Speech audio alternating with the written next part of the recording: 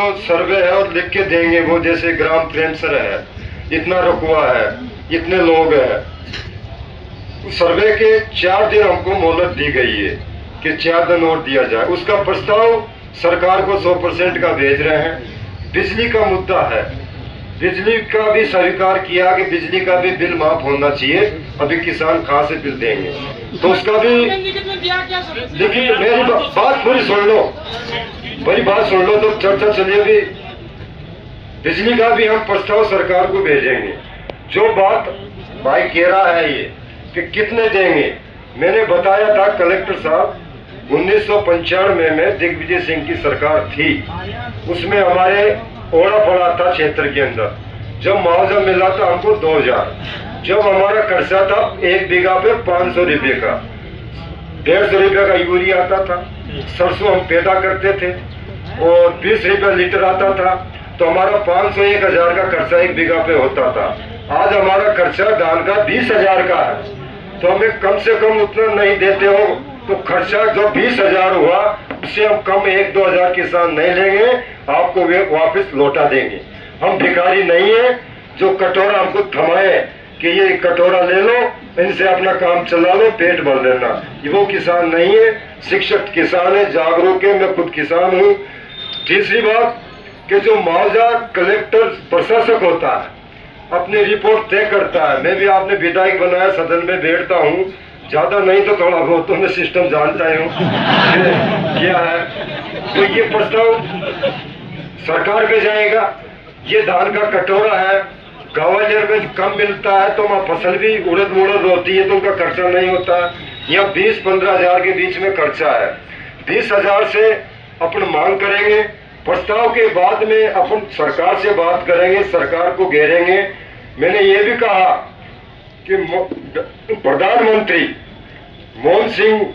सरदार मनमोहन सिंह प्रधानमंत्री रहे, उनने 78,000 करोड़ किसानों का कर्जा माफ किया था, जिसमें भूमि विकास के ट्रैक्टर थे वो माफ हुए, बिजली माफ हुए, कोई लोन ले रहे थे बकरी भैंसों के, उन किसानों के कर्जा माफ हुए।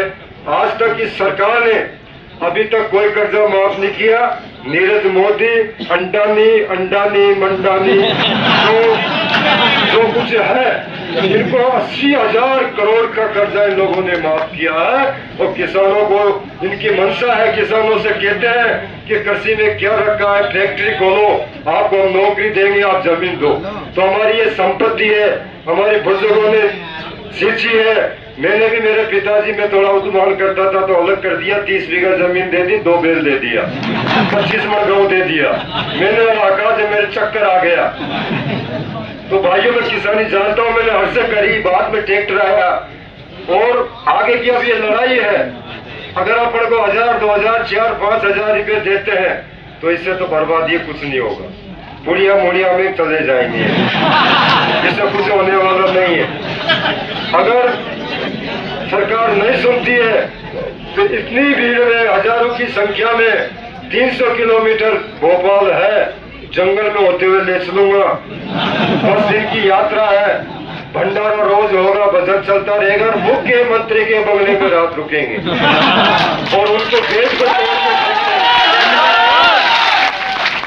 इस किसान ने इस देश को सींचा है, अपने खूनों से सींचा है। अब किसानों ने, अंग्रेजों को भगा दिया गया है, किसानों से अपनी मातृ देश राष्ट्र सींचा है, राष्ट्र चल रहा है। इनकी जय बुलाओ आती है, जय किसान जय जवान। ये हमारे प्रधानमंत्री जी अपने उसने भी नारा दिया था,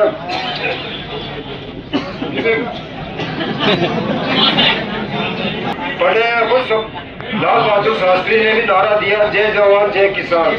तो ये किसान ये आंदोलन करेगा, उग्र आंदोलन करेगा। मैंने कलेक्टर साहब को चेतावनी दे दी कि मैं रुकने वाला नहीं हूँ। मेरी मोहन यादव के पास बंदूक है, पुलिस की बंदूक है, बाबू जंडेल के सीने पे चल जाएगी पर हटेगा नहीं। मैं जेल से मैंने कमलनाथ की सरकार में भी जेल काटी है, जब नेर का गेट तोड़ा, जो आज तक भी नेर बंद नहीं होती है कभी।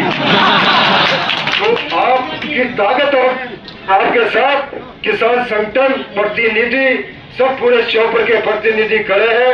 एक शर्त ये और थी मेरी कलेक्टर साहब से, दौलत भाई सब की बात थी कि 2021 में बाढ़ आया था, करोड़ों रुपए यहाँ भट्टे थे, पर ये फर्जी नेताओं ने अपने रिश्तेदारों के खाते में 95,000 डलवा दिए। पटवारी ने अपने रिश्तेदार, अपनी लुगाई, भाई, इनको डलवा दिया। आपने किधर टीवी पेपर पढ़ ही लिया होगा, 1 से 10 आदमियों पे एफआईआर हुई। ऐसा अगर बंदरनाच हुआ तो मैं प्रशासक को बख्शूंगा नहीं, मैं सरकार को बख्शूंगा। एक शर्त और रखी है, तीसरी शर्त, कि एक जो सर्वे आप कर रहे हो कोई किसान वंचित नहीं रह जाए। और ये फर्जी नेता का अगर नाम आ जाए कि सरसों खेत में है, कोई नेता है, उसको भी लिखा दे तो मैं बख्शूंगा नहीं। एफआईआर होना जरूरी है, एफआईआर करा के रहूंगा। तो भाइयों, फर्जी लोगों, फर्जी नेताओं को अगर वो नाम जोड़ते हैं लिस्ट में तो उसमें भी आपत्ति दावा रहेगा। और जब किसान का अगर नाम छूटता है तो पंचायती में लिस्ट टकेगी। मुझे भी आप आवेदन देना, मोबाइल का माध्यम से बताना, कोई छूटेगा उनका नाम जुड़ेगा। कोई उसमें तारीख नहीं होती है, उसमें जांच होती है। सभी भाइयों से धन्यवाद, आपने ताकत बताई और कर लिया जो हमने तो शर्तें की हो, सब कार्य कर लिया। सूची बनाने के बाद में जो वंचित रह जाएंगे उसमें आपत्ति दावा भी रहेगा। जो फर्जी होगा उनको भी एफआईआर दर्ज की जाएगी। इतनी कलेक्टर साहब ने बता दी, बिजली के बारे में बता दी। मुआवजा तय करने का अधिकार कलेक्टर साहब को नहीं है, आप जानते हो। ये तो सरकार का खजाना होता है, सरकार इसका तय करेगी। इसकी लड़ाई ये आज की लड़ाई नहीं है, चाहे गाँव नहीं कटे जहां तक लड़ना पड़े अपन ने, पर लड़ाई जारी रहेगी। चाहे श्योपुर से